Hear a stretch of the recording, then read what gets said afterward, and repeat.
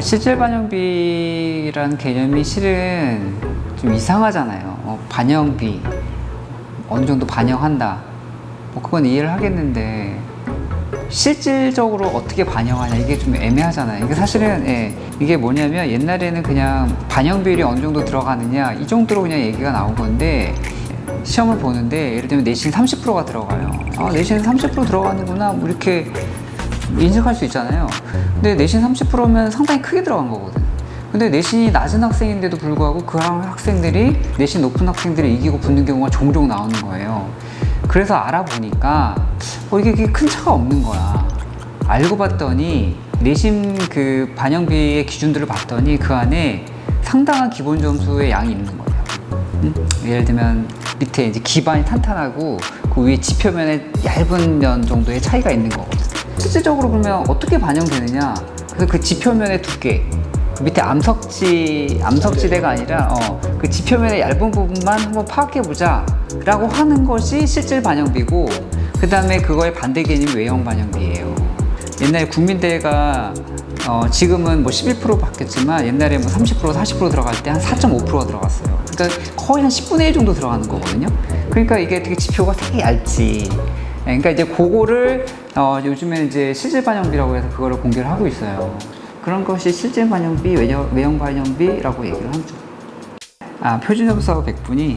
그 백분위는 쉽게 말하면 고등학생들을 1등서부터 뭐 우리가 지금 수험생이 한 37명의 줄을 쫙 세워요.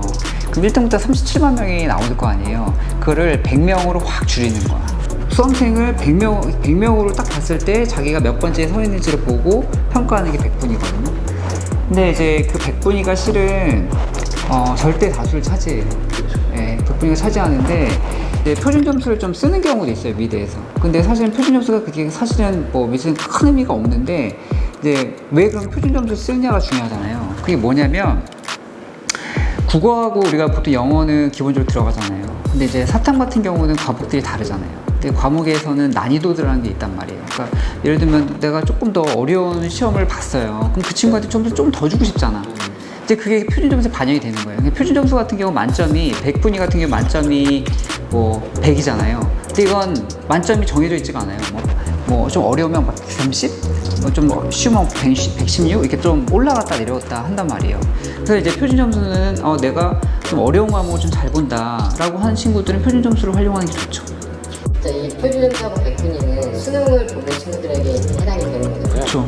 그러면은 등급, 백분위, 표준 점수 세 개 중에 뭘 가장 신경을 많이 써야 될까요?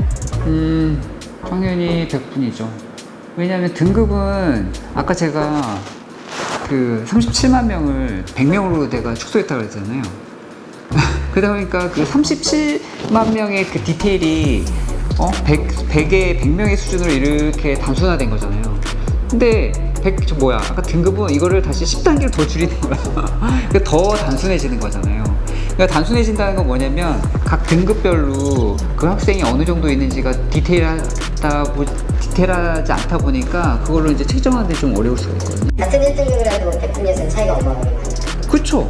1에서 4. 그리고 중간대는 중간대 같은 경우는 더 큰 차이가 난단 말이에요. 그러니까 4의 초인지, 4의 중인지, 4의 후인지 차이가 되게 많이 나기 때문에, 그렇기 때문에 이제 등급이 좀 의미가 있어지는데, 결정적으로는 보통 이제 최저학력 기준들 있잖아요. 최저학력 기준 같은 경우는 뭐 몇 등급 이하가 되면 저희 대학을 지원할 수 없습니다. 뭐 그런 게 있잖아요. 그러니까 그런 의미에서는 의미가 있죠. 그거 아세요? 혹시 이거 홍대 입학사정관 아시죠? 아주 오래전에. 그때 보통 대학교 입시가 시험 봐서 그 친구들 일렬로 쭉 세운 다음에 잘한 순으로 붙었잖아요. 근데 이제 부모님들 같은 경우 불만이 있죠. 우리 아이가 꼭 저렇게 또 저 방식으로만 꼭 대학을 가야 되나? 이게 좀 불합리하다. 그리고 또 그게 약간 트렌드가 됐었어요. 뭐냐면 좀 얘의 어떤 특화된 어떤 장르를 만들어서 전문성을 만들어서 그걸로 대학을 가는 취지를 만들자. 나는 이런 방식으로 대학을 가. 난 이런 방식으로 대학을 갈 거야. 난 이런 방식으로 대학을 갈 거야. 그러면 사실은 되게 표가 분산되잖아요. 다 누구나 좋아할 수 있는 방식. 그러니까 그 무렵에 입학사정관이 생긴 거예요. 이 친구가 미술 활동을 막 어떻게 했어, 뭔가 특별하게 잘했어, 또 뭐 다른 친구랑 뭔가 다르게 뭔가를 했어, 그럼 그걸로도 대화할 수 있게 만들자 라고 시작을 한 거야. 근데 문제는 뭐냐면 그냥 자기가 이게 쓸 수는 없잖아요. 그러니까 일단 어느 정도 검증을 할 수 있어야 되는데, 그 검증을 생기부에 담당 그 교사 선생님이 적어주는 거예요. 적어주면 거기 객관적인 데이터가 나올 거 아니에요. 그럼 그 데이터를 기반으로 해서 자기가 미술 활동을 적는 거예요. 거기다가 이제 학교 선생님이 뒤에다가 이제 마지막으로 그걸 이제 그래서 이제 평가까지 딱 해주고 이렇게 해서 작성을 해서 딱 내는 거. 그리고 입학사정관 제도에서 필요한 미술 활동 보고서예요. 그거예요. 미술활동 보고서는 모든 학생들이 다 준비를 해야 하나요? 그 얘기를 말씀하시려고 하시는구나. 미술 활동 보고서는 그 내신 성적이 좀 상위권의 학생들이 사실은 써야 되는 게 맞아요. 근데 이제 뭐 6등급, 5등급 된 애들 같은 경우는 사실은 지원하는 학교 자체에서 활동 보고서를 요구하진 않잖아요. 그쵸? 적당히 어느 정도 성적이 나와야지 지원할 수 있기 때문에 굳이 자기가 등급이 뭐 4등급, 5등급 나왔다, 그 친구들은 제가 봤을 때 서류에 집중할 필요가 없다 라고 보시면 될 것 같아요. 그거 가산점하고 감점이죠.